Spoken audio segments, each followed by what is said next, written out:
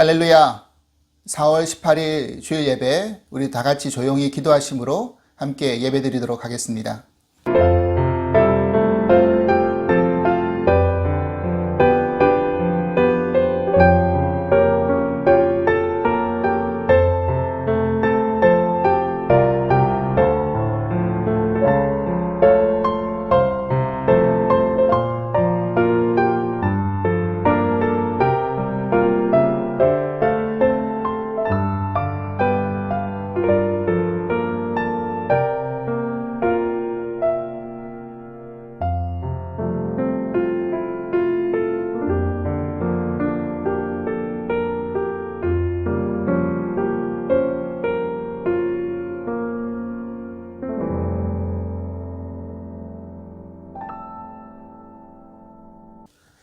사람이 내게 말하기를 여호와의 집에 올라가자 할 때 내가 기뻐하였도다.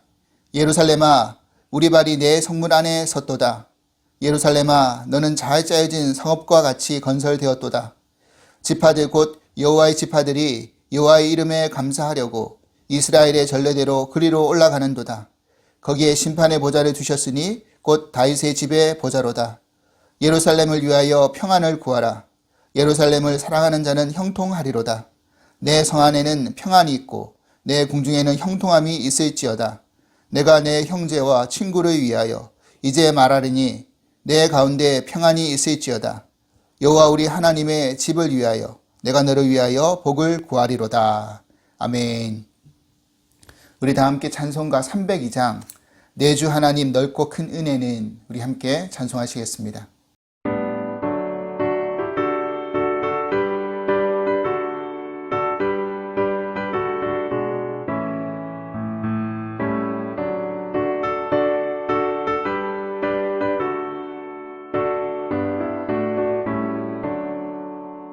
내 주 하나님 넓고 큰 은혜는 저 큰 바다보다 깊다.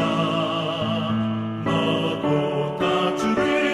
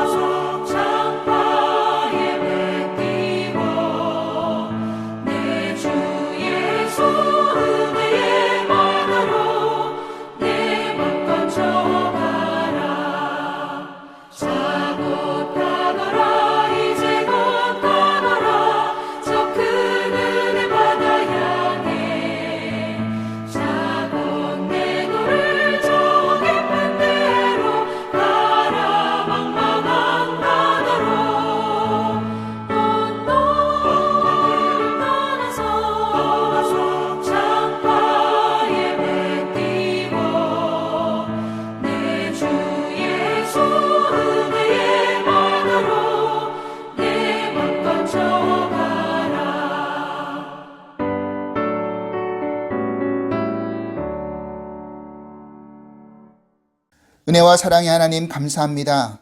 만물이 소생하는 이 봄에 주를 찬양하고 주님과 동행함이 기쁨인 줄 믿습니다. 오늘도 거룩한 주의 성일을 맞아 하나님 앞에 앉았습니다. 주께 예배드리는 이 시간이 가장 복된 시간이 되게 하여 주시고 주님의 말씀이 우리의 삶을 다시 소성시키고 온전케 하는 은혜의 시간이 될 수 있도록 인도하여 주시옵소서. 복잡하고 어려운 시간들이 점점 지나가고 있습니다. 깊고 또 끝을 모르는 그 터널의 마지막이 보이는 듯이 한 줄기의 빛을 바라보며 힘차게 나아가고 있사오니 터널의 끝에서 주님이 비춰주시는 영광의 빛을 바라보며 찬양하게 하여 주시옵소서. 교회 이전을 놓고 계속 장소를 찾고 있습니다. 기다림의 시간이 때로는 힘들더라도 인내하며 주님의 예비하신 곳으로 저희 교회를 옮겨 주시옵소서. 이 과정 가운데 주님의 뜻을 발견하기 소망합니다. 모든 것이 지나갔을 때 오히려 더 감사하고 찬양할 수 있는 시간이 되게 하여 주시옵소서. 오늘도 신령과 진정으로 예배 드리는 주님의 사랑하는 성도님들에게 풍성한 축복이 임하게 하여 주시옵소서. 예배의 모든 시간을 주께 의탁드리오며 예수 그리스도 이름으로 기도합나이다. 아멘.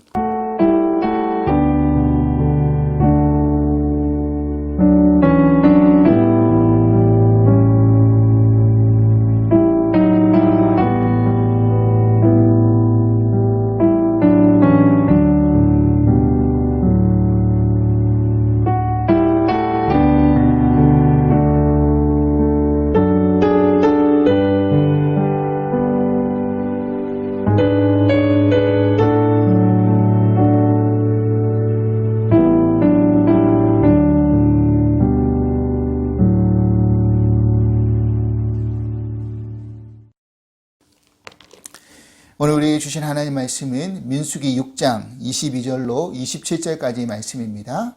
민수기 6장 22절로 27절 말씀 우리 다 같이 한 목소리로 함께 봉독하도록 하겠습니다.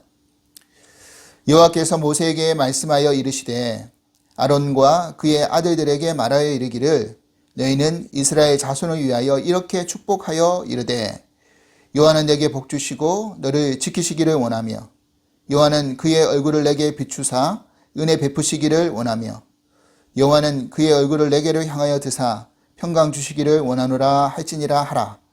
그들은 이같이 내 이름으로 이스라엘 자손에게 축복할지니 내가 그들에게 복을 주리라. 아멘. 샬롬. 두 사랑 가족 여러분, 한 주간도 평안히 잘 지내셨습니까? 지난주 화요일부터 시작해서 목요일까지 우리 한국교회 총회가 있었습니다. 우리 교회 이제 교단 분리 문제를 놓고 이제 앞으로 준비해 나가는 과정 속에서 어떻게 해야 될지 지혜를 맞대고 이야기하는 시간도 가졌고 이제 내년 8월로 연기된 교단 총회가 있은 이후에 우리가 해야 될 그런 일들이 무엇인지를 진지하게 고민하고 이야기하는 그런 시간도 가졌습니다. 이런 모든 문제들이 은혜 가운데 잘 진행될 수 있도록 위해서 기도를 부탁드립니다. 교회 이전 문제는 아직 큰 진척이 없습니다. 지금 지난주에 감리사님께 우리 교회가 옮겨갈 수 있는 그런 교회를 위해서 찾아보고 부탁을 드려놓은 상태입니다. 답을 기다리고 있는데 이 모든 것이 좀 시간이 좀 지체되더라도 하나님의 은혜 가운데 뜻 가운데 잘 정해질 수 있도록 위해서 기도를 부탁드리고 현재는 물론 우리가 지금 온라인 예배를 드리고 있기 때문에 체감적으로 그렇게 크게 느껴지지 않지만 이제 점점점 모든 교회들이 오픈을 하게 되고 이제 모르긴 몰라도 7월 이후에는 많은 교회들이 이제 예배를 이제 오픈을 할 것 같습니다. 우리 교회도 그 전까지는 정해진 장소를 구해서 그렇게 예배를 준비할 수 있는 그런 시간이 될 수 있도록 여러분 기도를 부탁드립니다. 위에서 여러분들이 많이 걱정해 주시고 기도해 주시는 걸로 알고 있는데 감사드리고 여러분들도 끝까지 실망하지 마시고 낙심하지 마시고 함께 기도를 부탁드립니다.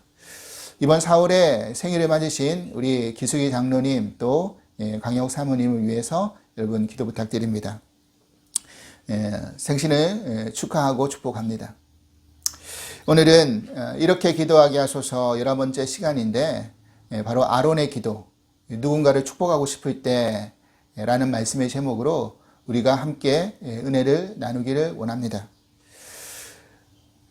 흔히들 기독교인들의 정체성을 설명하려고 할 때 여러분 썬데이 크리스찬이라는 이야기를 들어보신 적이 있으실 겁니다. 말 그대로 이 썬데이 크리스찬이라는 의미는 일요일만 교회 나가서 기독교인 그런 행세를 하고 나머지 날은 세상 사람들과 별반 다른 것이 없다라고 그렇게 비춰질 때 우리는 썬데이 크리스찬이라는 이야기를 종종 하게 되죠. 제가 미국에 와보니까 썬데이 크리스찬만 있는 게 아니라 홀리데이 크리스찬도 있다는 것을 보게 되었습니다. 무슨 말이냐면 교회의 중요한 절기, 부활절이라든지 추수감사절, 또 성탄절, 그러니까 1년에 한두 번 그래도 명색에 내가 예수를 믿는 사람인데 그 정도는 내가 예배를 나와야 되지 않는가 해서 그렇게 교회를 나오시는 분들을 이제 홀리데이 크리스찬이 아닌가 그렇게 보는 것이죠. 저희가 연합감리교회에 속해 있기 때문에 미국 교회랑 함께 건물을 공유하고 예배를 드릴 때가 많이 있죠. 그래서 가끔씩 미국 예배에 참석하는 그런 분들을 이제 보게 되면 갑자기 이제 예배 때 사람들이 늘어날 때가 있습니다. 그래서 그날이 무슨 날인지 가만히 보면 주로 뭐 교회 창립 기념일이라든지 아니면 부활절, 성탄절 이런 날에 사람들이 많이 모이는 것을 알 수가 있습니다. 아마 그분들의 생각은 나는 하나님도 믿고 예수님도 믿는데 지금 교회는 안 나가고 있지만 그래도 중요한 날은 꼭 한 번씩 나가서 예배 드린다. 그래서 나의 의무와 책임을 그런 대로 다 하고 있다. 그래서 그 명맥을 유지하는 그런 크리스찬들이 있다라는 것입니다. 그래도 썬데이 크리스찬이라고 해도 그나마 주일날이라도 교회를 나간다고 한다면 아직은 희망은 있다라는 사실입니다. 주일날 교회 와서 말씀을 들을 때 때로는 졸기도 하고 때로는 말씀을 듣다가 다른 생각을 하더라도 그 영혼에 뿌려진 말씀은 결코 헛되지 않다라는 것을 저는 믿습니다. 그 경험을 사실 언제 하게 됐느냐면 한국에서 형대고등학교의 교목으로 섬길 때 많은 학생들에게 말씀을 전하면서 느꼈던 것이었습니다.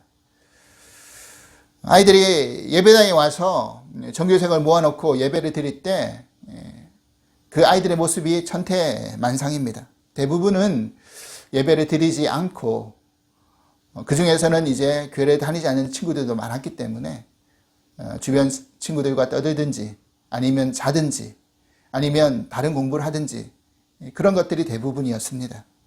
그래서 아마 말씀을 전하는 그런 입장에서는 최악의 상황에서 말씀을 전할 때가 참 많이 있었습니다. 그러면서 이렇게 예배를 드리는 게 과연 무슨 의미가 있나 마음 가운데 그런 생각을 하면서 그렇게 예배를 인도했던 적이 있습니다. 나중에 지나가 보니까 뭐 기독 부모님 또 어머님 모임에서 말씀을 전했다라든지 아니면 나중에 졸업하고 졸업생들이 학교를 찾아와 가지고 저에게 해줬던 말들 그 말을 들으면서 이게 내가 잘못된 생각을 했구나라는 생각을 하게 되었죠. 그 친구들 그 어머님들이 하는 이야기가 자신이 미션 스쿨 다니면서 그때는 몰랐는데 하나님을 또 떠날 때도 있었는데 나중에 돌이켜 보니까 그때 들었던 말씀이 생각도 나고 하나님께로 다시 돌아올 때 그것이 나를 붙드는 그런 힘이었다라는 것을 고백하는 이야기를 들으면서 말 그대로 성경의 말씀처럼 우리는 물을 주고 씨를 뿌리는 역할이지만 자라게 하시는 분은 하나님이시구나. 그래서 여기에 내가 낙심할 게 아니라 내가 할 수 있는 최선을 다하는 것이 하나님이 나에게 맡겨주신 사명이다라는 것을 깨닫게 되었습니다. 여러분 그렇다면 혹시 라이스 크리스찬이라는 용어를 들어보신 적이 있습니까? 말 그대로 라이스라는 말이 한국말로 쌀이잖아요, 쌀. 그러니까 그거를 한국말로 번역을 하면 쌀 기독교인 이렇게 되는데, 처음에 제가 그 라이스 크리스찬이라는 그 용어를 접하면서 쌀 기독교인? 이게 무슨 의미일까 하고 고개를 갸우뚱거렸습니다. 그래서 위키피디아 사전을 찾아보니까 그것에 대해서 이렇게 설명이 되어져 있었습니다.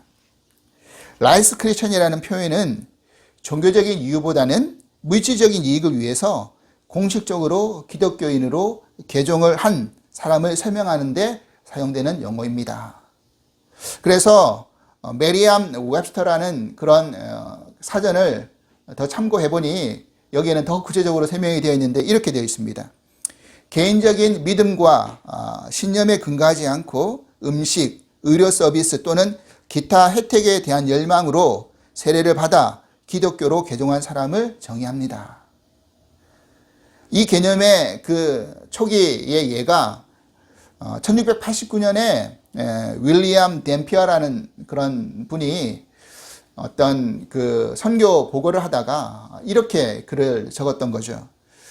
통킬 사람을 개종시키려고 했던 프랑스 사제가 어떤 노력을 했는지를 살펴보면서 깨달아진 것은 쌀의 자손이 설교보다 더 많은 개종을 하게 했다. 이렇게 글을 남긴 그 예가 귀한 사례가 되었던 것입니다. 여러분, 이런 설명을 들어보시니까 왜 라이스 크리스찬이라고 했는지를 아시겠죠? 다시 말해서 먹는 쌀, 그것이 목적이 되어서 크리스찬이 되었다고 해서 라이스 크리스찬이라고 그렇게 용어를 만든 것입니다. 사실 한국 교회가 초창기 성장할 때 이러한 것이 배제할 수 없는 부분이었죠.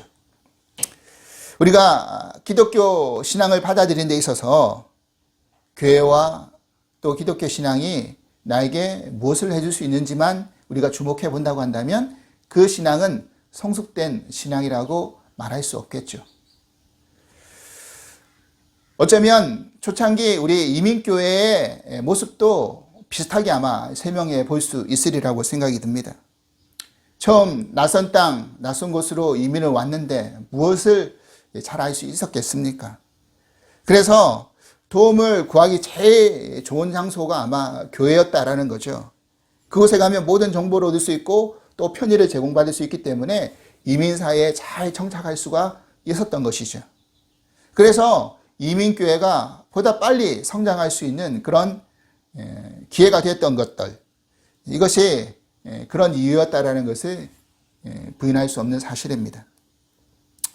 이러한 것을 우리가 신학적으로 표현할 때 축복 중심의 신앙으로 연결시켜 볼 수가 있는 것이죠. 바로 다른 말로 말하자면 기복신앙입니다. 그래서 현세 중심의 신앙을 강조하고 있는 것이죠.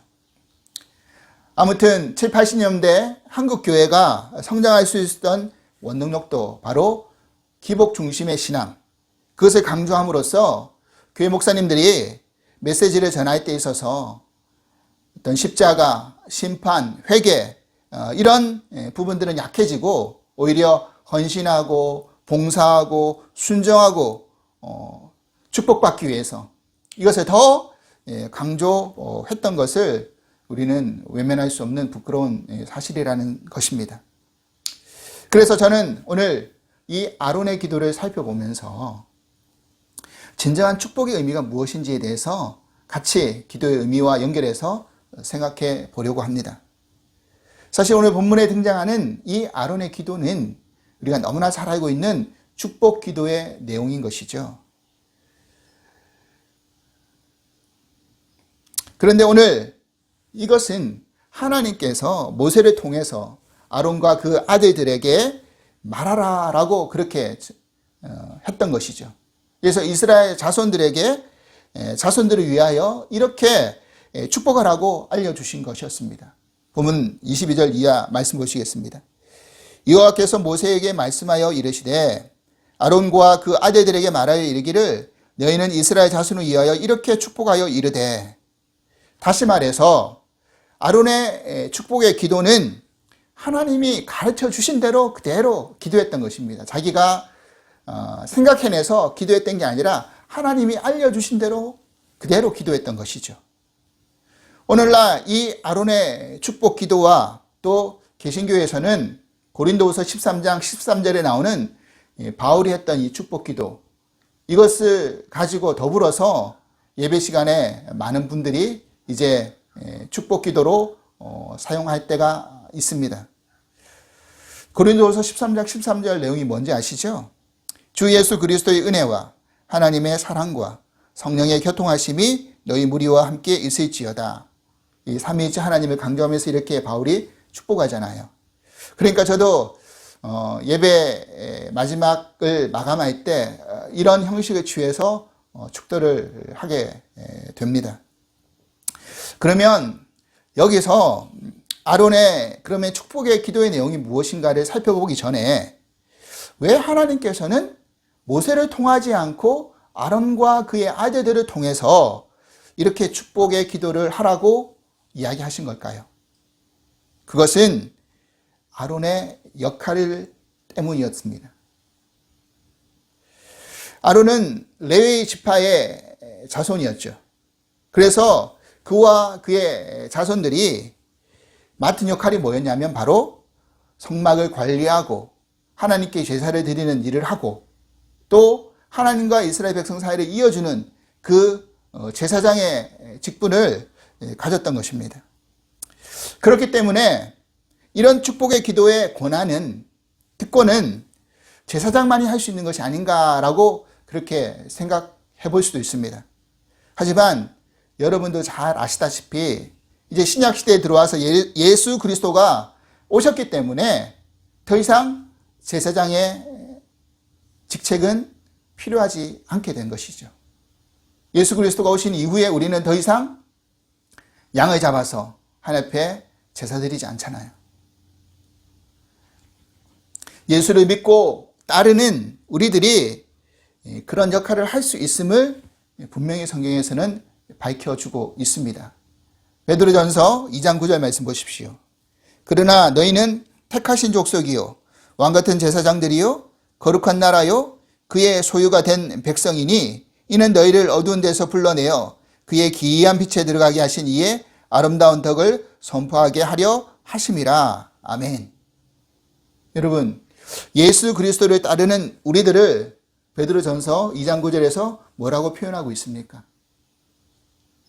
바로 왕같은 제사장이다 라고 그렇게 표현하고 있죠.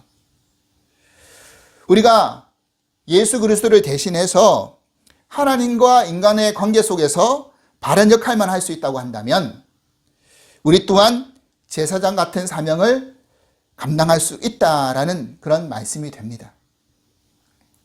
그러면 다시 말해서 이 말씀은 또 다른 의미로 어떤 의미가 되는 것일까요? 그것은 오늘날 제사장의 역할이 꼭 저와 같은 목사에게만 있는 것이 아니라는 것을 설명해 주고 있는 것입니다. 각자의 위치에서 주신 사명을 감당하면서 아름다운 덕을 선포할 수만 있다면 그 권한을 우리 모두에게 주셨다라는 사실입니다.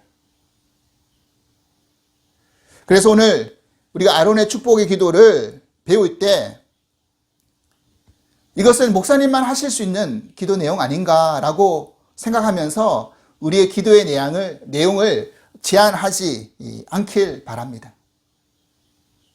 우리가 우리의 이웃을 위해서, 우리의 부모님, 우리의 자녀, 우리의 배우자를 위해서 충분히 이렇게 축복하며 기도할 수 있다는 사실입니다. 그래서 그것을 알고 아론의 축복 기도의 내용을 살펴보았으면 좋겠습니다. 이제 그 축복의 내용에 대한 부분을 살펴보겠습니다. 먼저 아론은 이렇게 기도했죠. 본문 24절입니다. 여호와는 내게 복을 주시고 너를 지키시기를 원하며. 여러분, 이 말씀에서 우리가 제일 먼저 알아야 될 내용이 무엇입니까? 그것은 복의 근원이 누구시라는 겁니까? 바로 여호와 하나님이 복의 근원이라는 거죠. 27절 말씀 보십시오. 그들이 이같이 내 이름으로 이스라엘 자손에게 축복가 있지니 내가 그들에게 복을 주리라. 바로 하나님의 이름으로 이스라엘 자손에게 축복하는 것이고 하나님께서 복을 주시는 것이다 라고 그렇게 말씀하고 계시죠. 우리는 이 사실을 분명히 잊지 말아야 합니다. 그렇다면 여기서 우리의 역할은 그럼 무엇입니까? 바로 복의 근원 대신 하나님의 축복을 이어주는 축복의 통로의 역할을 우리가 해야 된다는 것이죠. 그리고 아론이 그 다음 이어서 뭐라고 기도했습니까? 하나님이 너를 지키시기를 원한다. 이렇게 기도합니다. 그렇습니다. 하나님은 우리를 지키시는 분이십니다. 이 지킨다라는 표현을 다른 말로 이야기하자면 보호한다라는 의미가 되는 거죠. 여러분, 우리가 알고 있는 다윗의 그 시편 가운데 121편의 내용 여러분 많이 들어보셨을 것입니다. 121편 5절에서 8절 말씀 보십시오. 여호와는 너를 지키시느니라. 여호와께서 내 오른쪽에서 내 그늘이 되시나니 낮에 해가 너를 상하게 하지 아니하며 밤에 달도 너를 해치지 아니하리로다. 여호와께서 너를 지켜 모든 환난을 면하게 하시며 또 내 영혼을 지키시리로다. 여호와께서 너의 출입을 지금부터 영원까지 지키시리로다. 아멘. 여러분, 그렇죠. 하나님께서 이스라엘 백성들을 출애굽시키실 때 6월절 어린 양의 피를 이스라엘 자손의 집 좌우 문설주와 임방에 바르게 하심으로 죽음의 그림자를 지나가게 하셨습니다. 그 피가 이스라엘 백성들을 보호하는 피였고 그 죄를 사하는 피가 나중에 되었죠. 또한 그들을 애굽 땅에서 인도해 내가실 때 낮에는 구름 기둥으로 밤에는 불 기둥으로 이스라엘 백성들을 보호하셨습니다. 우리는 하나님이 하나님의 백성들을 이렇게 인도하시고 보호하신다는 것을 믿습니다. 여러분, 다윗의 고백처럼 하나님은 지금부터 영원까지 우리의 출입을 지키시는 분이십니다. 우리가 이러한 믿음의 뿌리가 견고히 내려져 있다고 한다면 어떤 환난과 폭풍이 우리를 엄습한다 할지라도 몰아친다 할지라도 우리가 흔들리지 않고 우리가 세운 신앙의 집이 무너지지 않으리라고 믿습니다. 하나님을 신뢰하지 않는 사람들은 흔히들 무엇을 믿습니까? 무엇이 자신을 지킨다라고 생각합니까? 돈, 권력, 힘, 주변의 사람들, 아니면 강력한 무기가 자신들을 지킨다라고 생각하겠죠. 여러분, 북한이 왜 그토록 핵무기를 포기하지 않고 끊임없이 만들어 내려고 할까요? 그것을 가지고 있을 때 강대국들로부터 자신의 나라가 보호된다고 생각하고 있기 때문 아닙니까? 근데 과연 그럴까요? 하나님이 지키시지 않으면, 지켜주시지 않으면 파수꾼의 경사가 허사라는 것을 성경에는 이미 밝혀주고 있습니다. 여러분, 아무리 화려했던 문화를 가졌던 힘을 가졌던 그런 제국들도 한순간에 사라져버립니다. 여호수아 11장 6절 말씀 보면 여호와께서 여호수아에게 이르시되 그들로 말미암아 두려워하지 말라. 내일 이맘때에 내가 그들을 이스라엘 앞에 넘겨주어 몰살시키리니 너는 그들의 말 뒷발에 힘줄을 끊고 그들의 병거를 불사르라 하시니라. 여호수아가 가나안을 점령해 나갈 때 왜 하나님께서 전쟁에서 이겨서 탈취했던 저들의 말에 뒷발 힘줄을 끊어버리고 병거를 불사르라고 명령하신 걸까요? 그것은 그들의 말과 병거가 너희들을 지켜주는 것이 아니라 나를 의지할 때 내가 너희를 지키는 하나님이라는 것을 분명히 밝히고 있기 때문입니다. 그래서 내리신 명령인 것이죠. 그래서 여호수아는 그 명령 앞에 당연히 순종을 한 것이었습니다. 사랑하는 여러분, 그렇습니다. 하나님이 지켜주시지 않으면 우리가 아무리 높은 것을 쌓아 올린다 할지라도 다 허사인 것을 기억하시고 하나님께 우리의 경영을 맡기고 의지해 나갈 수 있기를 간절히 기도합니다. 두 번째, 아론은 이렇게 기도했습니다. 25절입니다. 여호와는 그의 얼굴을 내게 비추사 은혜 베푸시기를 원하며, 여기서 여호와가 얼굴을 비춘다라는 이 표현은 하나님의 빛이 임한다라는 그런 의미가 되는 것입니다. 모세가 처음 하나님을 만날 때 떨기나무 불꽃 가운데 하나님을 만났죠. 그런데 사실 이 떨기나무라는 것이 그 광야에 흔하게 돌아다니는 아주 보잘것없는 그런 식물이었습니다. 쓸모없는 그런 식물이었어요. 그런데 그런 것과는 아무 상관없이 하나님의 빛이, 하나님의 불이 임하니 하나님의 임재가 그 안에서 드러나게 된 것이죠. 그래서 그것이 훌륭하게 쓰임받게 된 것입니다. 여러분, 바로 여기에 중요한 키포인트가 있다는 거죠. 우리도 마찬가지라는 것입니다. 사실 우리가 가지고 있는 능력이라는 것이 하나님 앞에 비해서 얼마나 보잘것이 없습니까? 그런데 그런 우리에게 하나님의 빛이 임하고 하나님의 능력이 임하면 우리의 어두움은 물러가고 그림자는 사라지게 되어 있다는 것입니다. 이것이 무엇입니까? 바로 보잘것없는 나에게 임하신 하나님의 은혜인 줄 믿습니다. 이게 바로 하나님의 은혜라는 거죠. 여러분, 우리 스스로를 가만히 돌아보십시오. 하나님의 은혜가 아니었다면 우리가 어떻게 여기까지 올 수 있었겠습니까? 저는 목회를 하면서 그것을 정말 뼈저리게 느낍니다.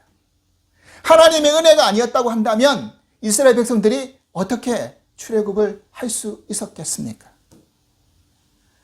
그런데 이스라엘 백성들은 환경과 상황이 어려워지면 그 은혜는 온데간데 없고 잊어버리고 애굽을 그리워했고 하나님이 세우신 지도자 모세에 대해서 불평과 원망을 쏟아 놓았습니다. 그 말을 하나님께 불평하고 원망하는 것이겠죠. 우리는 바로 이런 노예 근성, 죄인의 근성을 벗어버릴 수 있어야 된다는 것입니다. 예수 그리스도의 피값으로, 생명의 피값으로 우리가 산바되었는데 우리는 그 구원의 은혜에 감격하지 못하고 감사하지 못하고 만족하지 못할 때가 많이 있다라는 사실입니다.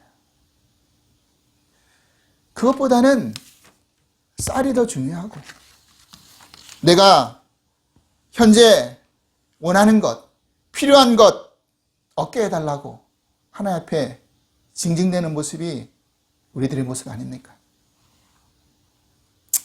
예수님이 바울이 자신이 가지고 있는 그 육체의 가시를 좀 제하여 달라고 3번이나 간절히 기도했을 때 바울에게 주신 응답이 무엇이었습니까?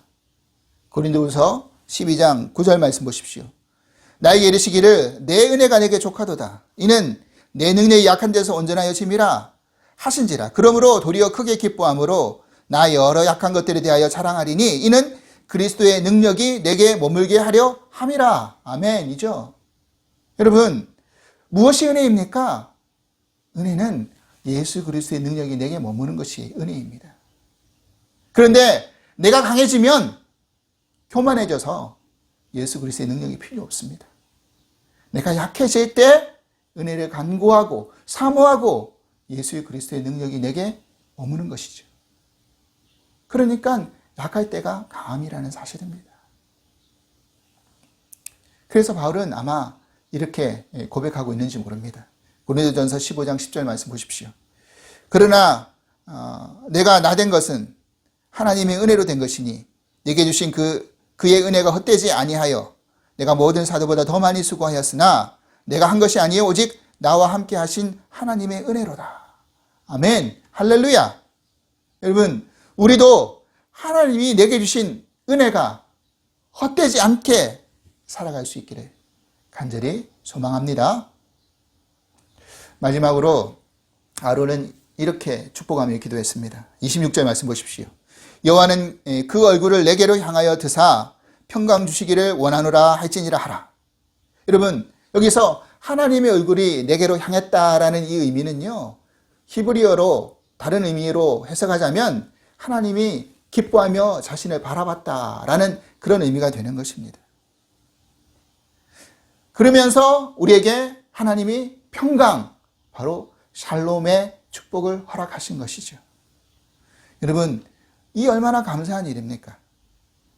살면서 우리에게 기쁨이 없어지고 평강이 사라지는 이유가 무엇일까요? 그것은 무언가의 기대가 사라질 때, 그리고 무엇인가의 두려움이 엄습할 때가 아닌가요? 우리가 이번 주 새벽 예배 말씀을 나누면서 이스라엘 백성들이 앞에는 홍해가 가로막혀 있고 뒤에는 바로의 정예 군대가 자신들을 추격해오고 쫓아온다는 이야기를 들으면서 두려움에 빠지고 자신들을 위해서 세웠던 모세에게 원망하고 불평하고 있을 때 모세가 무슨 고백을 백성들에게 전해주고 있습니까? 출애굽기 14장 13절 14절 말씀 다시 한번 보십시오. 모세가 백성에게 이르되 너희는 두려워하지 말고 가만히 서서 여호와께서 오늘 너희를 위하여 행하시는 구원을 보라. 너희가 오늘 본 애굽 사람을 영원히 다시 보지 아니하리라. 여호와께서 너희를 위하여 싸우시리니 너희는 가만히 있을지니라. 아멘. 그렇습니다. 우리에게 위기가 닥쳐올수록 우리는 두려워하지 말고 무엇을 해야 된다는 겁니까? 가만히 서서 하나님께서 오늘 우리에게 행하시는 구원을 바라보라는 것입니다. 믿으십니까? 하나님 우리를 어떻게 이런 상황에서 건져내시는지, 하나님 우리를 위해서 어떻게 싸우시는지 내가 하나님의 뜻보다 방법보다 앞서서 하려고 하지 말고 가만히 인내하면서 기다리라는 것이죠. 하나님이 때가 되면 또 가라고 하나님이 명령하시잖아요. 그때 움직이면 되는 것입니다. 이스라엘 백성들은 홍해를 바라보고 뒤에 쫓아오는 그런 바로의 군사들을 바라보며 두려워했지만 모세는 누구를 바라보았습니까? 하나님의 얼굴을 바라보았던 것입니다. 여기서 우리의 신앙생활 속에서 언제나 적용할 수 있는 중요한 원리가 있다라는 겁니다. 여러분 그렇습니다. 현재 여러분 어려움들이 있으십니까? 두려움이 있으십니까? 그 두려움이 무엇입니까? 그 걱정이 무엇입니까? 우리 교회가 지금 이전 문제를 놓고 계속 기도하는 가운데 사실 근심이 없고 걱정이 없다고 한다면 거짓말이겠죠. 그래서 사실 제가 걱정하고 근심하는 것보다 더 많은 분들이 기도해 주시고 걱정해 주시고 그렇게 염려해 주신 분들이 많이 계십니다. 너무나 이 시간에 빌어서 감사의 말씀 드립니다. 당장 하나님께서 어떤 방법으로 인도하실지를 사실은 잘 모르겠습니다. 하지만 하나님이 저에게 주신 그런 평강을 저는 현재는 잃어버리지 않고 있습니다. 그것은 우리가 할 수 있는 게 아니라 하나님이 해줄 수 있는 것이기 때문인 줄 믿습니다.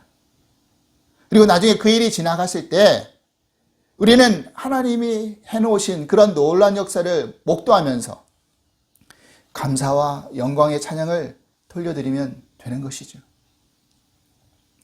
그러하기에 우리가 그 일이 이루어질 때까지 끝까지 인내하면서 함께 기도해 주실 수 있기를 간절히 바랍니다. 우리가 어떠한 상황 속에서도 평강을 잃어버리지 않을 수 있는 이유가 무엇입니까? 여러분 요한복음 16장 33절 말씀 보십시오.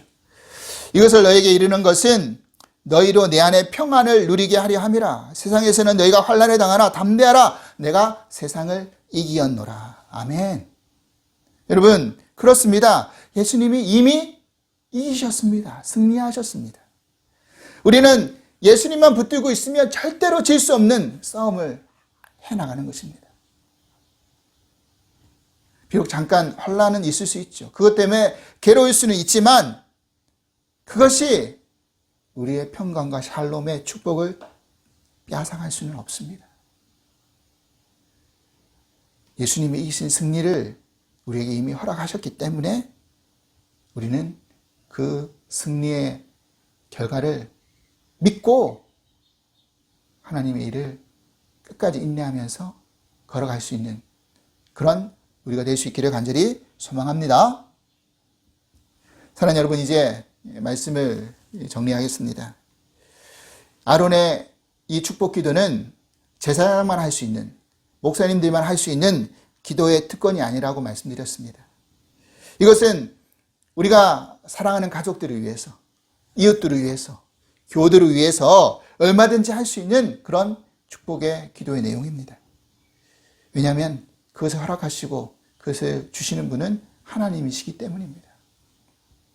또한 한국교회가 이러한 하나님이 주시고자 하는 축복의 본질을 잃어버린 채 부귀영화, 무병장수, 자손번영, 그것이 축복인 양 왜곡된 복음을 전하면서 타락의 길로 빠져버렸다라는 것. 부끄러운 그런 자화상입니다. 진정한 축복은 그런 것이 아니라, 그런 것을 획득하고 누려서 얻어지는 것이 아니라, 하나님이 우리를 지키시고 보호하시지 않으면, 하나님이 우리에게 은혜를 주시지 않으면, 하나님 우리에게 평강을 허락하시지 않으면 우리가 누리는 세상의 그 어떤 것도 헛될 뿐임을 우리는 분명히 깨달아야 된다는 것입니다. 그래서 여러분 기도하실 때 다른 것을 놓고 기도하는 것이 아니라 하나님의 보호하심과 하나님의 은혜와 하나님의 평강을 위해서, 그것이 우리의 삶에서 떠나가지 않도록 하게 해달라고 축복하며 기도하는 것. 이 축복의 원리를 붙들고 우리가 열심히 간구하고 기도할 수 있는 저와 여러분이 될 수 있기를 주님으로 간절히 축원합니다. 하나님 아버지, 감사합니다. 아론의 축복의 기도 내용을 통해서 우리가 무엇을 기도해야 될지를 깨닫게 해주시니 감사합니다. 하나님, 우리 가족과 또 우리 이웃과 우리 사랑하는 교우들을 위해서 하나님은 우리를 지키시는 분이시고, 하나님 우리에게 은혜를 내리시고 평강을 허락하시는 분이심을 고백하면서 하나님이 우리에게 그런 축복하심을 붙들고 우리가 끊임없이 축복해 주며 강구해 나갈 수 있는 그런 믿음의 삶을 살게 하여 주시옵소서.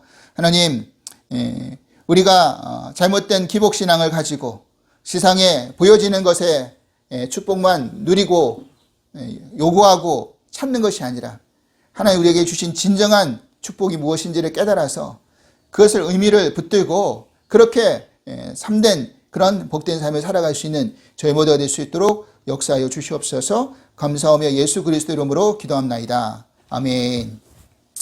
이제 마지막 파송 찬양으로 하나님은 너를 지키시는 자, 우리 함께 찬송하시겠습니다.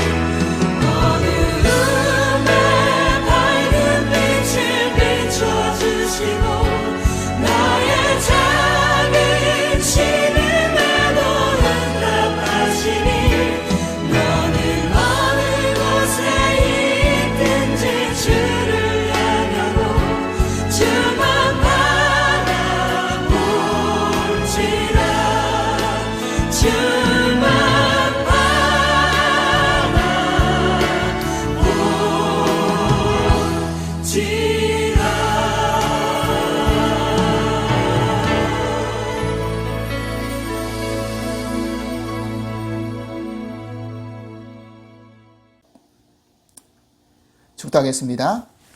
이제는 우리 주 예수 그리스도의 크신 은혜와 하나님 아버지의 한량없으신 사랑하심과 보혜사 성령님의 감화 교통의 은총이 오늘 이 아론의 축복 기도의 내용을 붙들고 하나님은 우리를 지키시고 은혜 주시고 평강을 허락하시는 분임을 믿고 그 하나님의 보호하심과 은혜와 평강이 사랑하는 우리 모든 권속들과 가정들 위에 임할 수 있기를 간절히 주님의 이름으로 축원하옵나이다. 아멘.